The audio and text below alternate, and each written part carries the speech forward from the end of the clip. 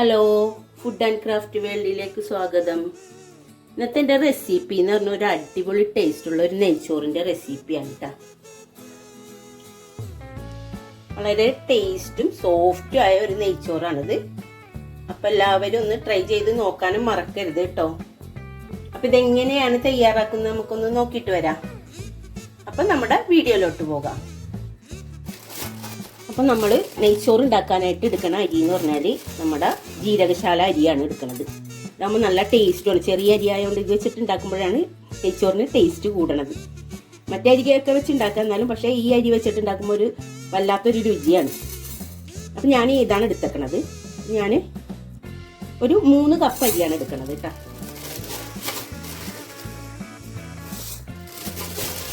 നമുക്കിത് വെള്ളത്തിലിട്ട് കുതിർക്കൊന്നും വേണ്ട. സമയമാകുമ്പോൾ അരി കഴുകിയിട്ട് വെച്ചാൽ മതി. നല്ല ഈ അരി ഒന്ന് പഴകിയതാണെങ്കിലും ഭയങ്കര ടേസ്റ്റ് ആയിരിക്കും ചോറിന്. അപ്പം നമുക്കിതൊന്ന് 3 കപ്പാണ് എടുത്തേക്കണത്. ഞാൻ 250 ml കപ്പിൽ 3 കപ്പ് അരിയാണ് എടുത്തേക്കണത്. അപ്പം നമുക്ക് നമ്മുടെ നെയ്ച്ചോറ് ഉണ്ടാക്കാൻ തുടങ്ങാം. അപ്പം ഞാനൊരു ചരുവം വെച്ചിട്ടുണ്ട് നമുക്ക് ചോറുണ്ടാക്കാനായിട്ട്. അപ്പം അതിനകത്തേക്ക് നമുക്ക് ഒരു 1.5 ടേബിൾ സ്പൂണ് ഓയിൽ ഒഴിച്ചു കൊടുക്കാം.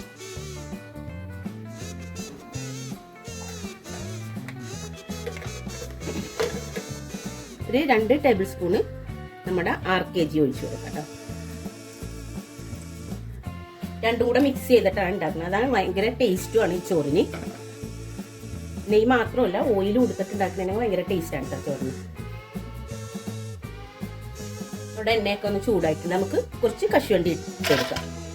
അതൊന്ന് ഫ്രൈ ചെയ്തെടുക്കാം.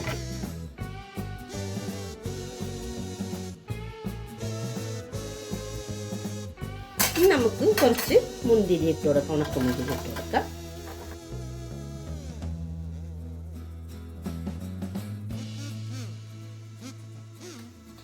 ഞാൻ ഇവിടെ ഒരു സവാള എടുത്തിട്ടുണ്ട്. ഒരു ചെറിയ സവാള എടുത്തിട്ടുണ്ട്.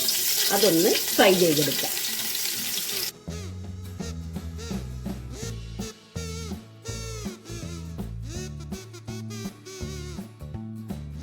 നമ്മുടെ സവാള എല്ലാം വഴറ്റിയത് മാറ്റിയിട്ടുണ്ട്. ഇനി നമുക്ക് ഈ എണ്ണയിൽ തന്നെ കുറച്ച് ഗ്രാമ്പും പട്ട ഇട്ട് കൊടുക്കാം. 2-3 ഏലക്ക ഇട്ട് കൊടുക്കാം. ഏലക്ക ഒന്ന് പൊട്ടിച്ചിട്ട് ഇട്ട് കൊടുക്കണേ. ഇതൊന്ന് ചൂടായിട്ട് വരട്ടെ. ഇതിനകത്തേക്ക് 1 സ്പൂണ് ഇഞ്ചി, 1 സ്പൂണ് നമ്മുടെ വെളുത്തുള്ളിയും കൂടെ ചതച്ചതാണ് അതിട്ട് കൊടുക്കുന്നത് കേട്ടോ. ഒരു 2 അല്ലെങ്കിൽ 3 പച്ചമുളക് നെടുകെ കീഴിയത് ഇട്ട് കൊടുക്കുന്നത്. പച്ച മണമൊക്കെ ഒന്ന് മാറട്ടെ. നമ്മുടെ നെയ്ച്ചോറിന് ഒരു ഫ്ലേവർ കിട്ടാൻ വേണ്ടിയിട്ടാണ് ഇതിട്ടത്.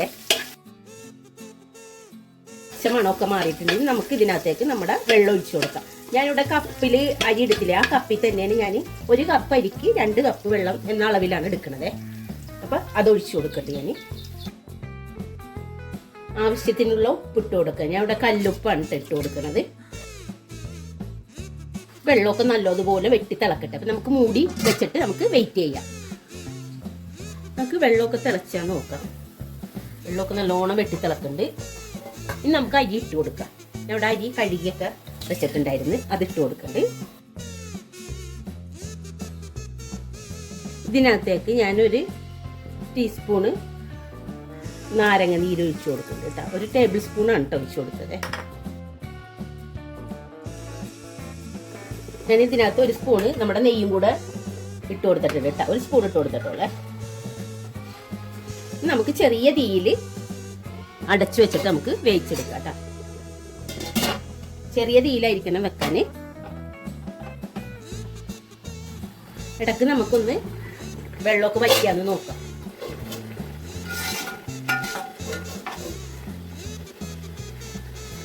ഞാൻ ഇവിടെ കുറച്ച് പൈനാപ്പിളിന്റെ കഷ്ണം ചെറുതായി കട്ട് ചെയ്തതുണ്ടായിരുന്നു. അതിട്ട് കൊടുക്കണം കേട്ടോ. നമുക്ക് ഇതിന്റെ അടിയിൽ ഒന്ന് ഇറക്കിയിട്ട് നമ്മുടെ പഴയ ചപ്പാത്തിന്റെ ഒക്കെ കട്ടിയുള്ള പാൻ ഉണ്ടാവില്ല, അതൊന്ന് അടിയിൽ വെച്ചു കൊടുക്കാം. അപ്പൊ തീ കുറച്ചിട്ട് വെച്ചാൽ മതി. നമുക്ക് കുറച്ച് സമയം കൊണ്ട് നമുക്ക് ഇതൊന്ന് വേവിച്ചെടുക്കുകയും ചെയ്യാം. അപ്പോഴത്തേന് നല്ല ചൂട് കയറും. നമ്മുടെ പഴയ ചപ്പാത്തിന്റെ കട്ടിയുള്ള ചട്ടി അടിയിൽ വെച്ചിട്ടുണ്ടെങ്കിൽ പെട്ടെന്ന് ചൂട് കയറുകയും ചെയ്യും. പെട്ടെന്ന് ചോറ് വെന്ത് കിട്ടും. അപ്പൊ നമുക്കിതൊന്ന് മാറ്റിയിട്ട് അടിയിൽ അതൊന്ന് വെക്കാം. നമുക്ക് തുറന്നു നോക്കാം. ഇനി നമ്മുടെ ചോറൊക്കെ റെഡി ആയിട്ടുണ്ട്.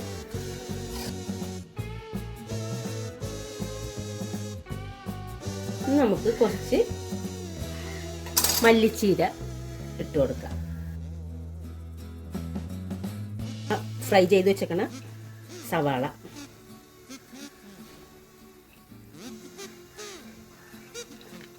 കശുവണ്ടി മുന്തിരി കൂടെ ഇട്ട് കൊടുക്കാം.